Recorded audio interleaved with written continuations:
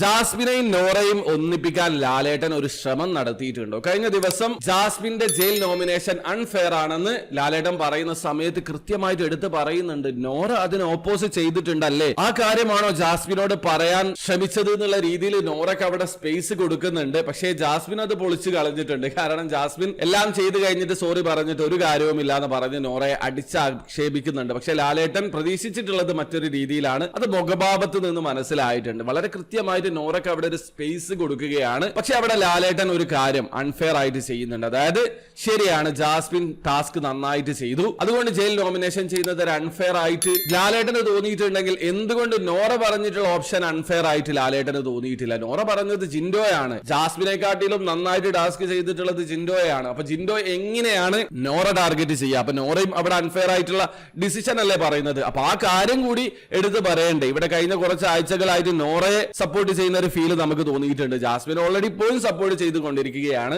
അപ്പൊ ലാലേട്ടൻ എന്തുകൊണ്ട് പറയുമ്പോ എല്ലാം പറയണ്ടേ? കൃത്യമായിട്ട് നിങ്ങൾ പറയുക. നിങ്ങൾ ആദ്യം ജാസ്മിനെ തീരുമാനിച്ചത് അൺഫെയർ ആണ്, പക്ഷെ നോറ ഓപ്പോസ് ചെയ്തു. പക്ഷെ നോറ കൊണ്ടുവന്നിട്ടുള്ള സജഷനും ഓക്കെ ആയിരുന്നില്ല, ജിൻഡോയും അൺഫെയർ ആയിരുന്നു എന്ന് പറയാനുള്ള മര്യാദ ലാലേട്ടൻ കാണിക്കേണ്ടതായിരുന്നു. ഇതുകൊണ്ടൊക്കെ തന്നെയാണ് എപ്പിസോഡ് വളരെ അൺഫെയർ ആയിട്ട് തോന്നിയിട്ടുള്ളത്. അപ്പൊ നിങ്ങൾക്ക് ബിഗ് ബോസ് റിലേറ്റഡ് ന്യൂസുകൾ അറിയാൻ താല്പര്യമുള്ള ആൾക്കാർ ചാനൽ ഒന്ന് സബ്സ്ക്രൈബ് ചെയ്ത് വെക്കുക.